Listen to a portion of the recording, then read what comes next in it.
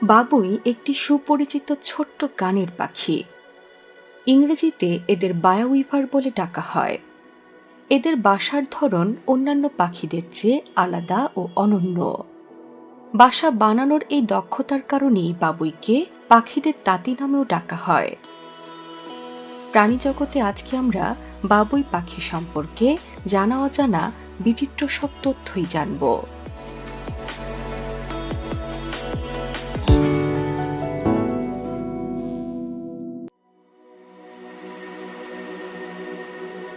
মোট ৬২ প্রজাতির মধ্যে অধিকাংশ বাবুই পাখি সাব সাহারান আফ্রিকায় স্থায়ী আবাস করে। প্রশান্ত মহাসাগরীয় অঞ্চলের বন জঙ্গল থেকে শুরু করে ভারতীয় উপমহাদেশে এই পাখির বেশ কিছু প্রজাতি বসবাস করে। এরা মানুষের আশেপাশে থাকতে তেমন ভয় পায় না বলে লোকালয়েই তাদের বসবাস। বাংলাদেশে সচরাচর দেশি বাবুই, দাগি বাবুই এবং বাংলা বাবুই নামে এই পাখির ৩টি প্রজাতি দেখতে পাওয়া যায়।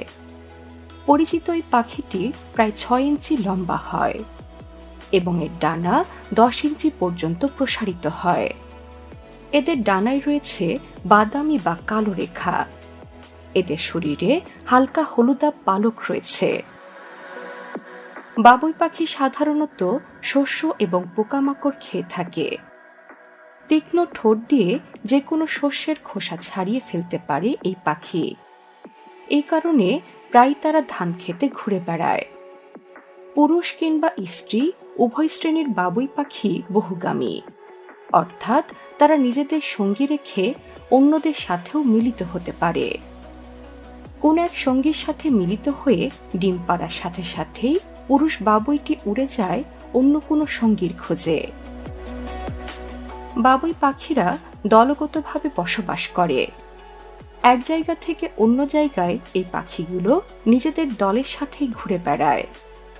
মে মাস থেকে সেপ্টেম্বর মাসের মধ্যে যখন ধান ঘরে তোলার হিড়িক পড়ে, তখনই মূলত বাবুইয়ের প্রজননকাল। এ সময় একটি দলের পুরুষেরা একত্রিত হয়। সম্ভাব্য সঙ্গীকে আকৃষ্ট করার জন্য এরা পর্যায়ক্রমে কিচিরমিচির ডাকতে থাকে। স্ত্রী পাখিদের আকর্ষণ করতে পুরুষ বাবুইগুলো সে সময় উল্টো ঝুলে ডানা ঝাপটায়। পুরুষরা প্রজনন ঋতুর প্রথম দিকে ঘর তৈরি করতে শুরু করে, কিন্তু তার প্রথম সঙ্গীকে আকর্ষণ করতে সফল না হওয়া পর্যন্ত ঘরটি অসম্পূর্ণ থাকে। সঙ্গীকে পেলে তারা ঘরটি সুন্দরভাবে সম্পূর্ণ করে ফেলে। বাবুই পাখিরা ঘাস, ডালপালা এবং অন্যান্য উদ্ভিদের বাকল থেকে বাসা তৈরি করে।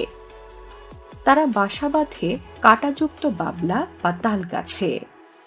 এছাড়াও খেজুর এবং রেন্ট্রিতেও এদের বাসা দেখতে পাওয়া যায়। শুধুমাত্র পুরুষেরা বাসাগুলি তৈরি করে।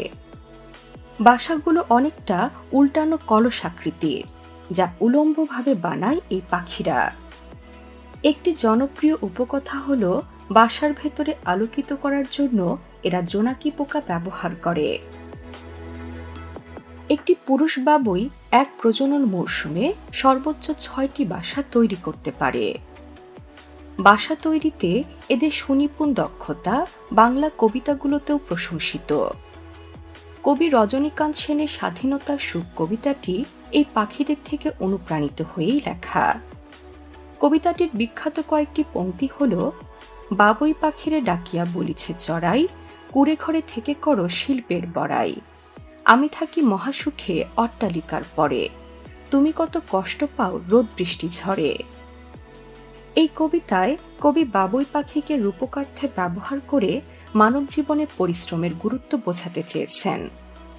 তবে বর্তমানে লোকালয় থেকে তালগাছের সংখ্যা কমতে থাকায় বাবুই পাখির বাসাও দুর্লভ হয়ে উঠেছে।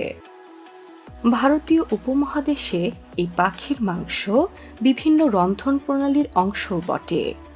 তাই দিন দিন পাখির সংখ্যাও কমে যাচ্ছে আশঙ্কাজনক হারে। বাংলাদেশে ৩টির মধ্যে ২টি প্রজাতি এরই মধ্যে বিলুপ্তির পথে। শিকার না করলে বাবুই পাখি ১০ থেকে ১৫ বছর পর্যন্ত বেঁচে থাকে। পৃথিবীর বৈচিত্র্যময় প্রাণীদের সম্পর্কে নানা বিস্ময়কর তথ্য জানতে সাবস্ক্রাইব করুন প্রাণীজগৎ।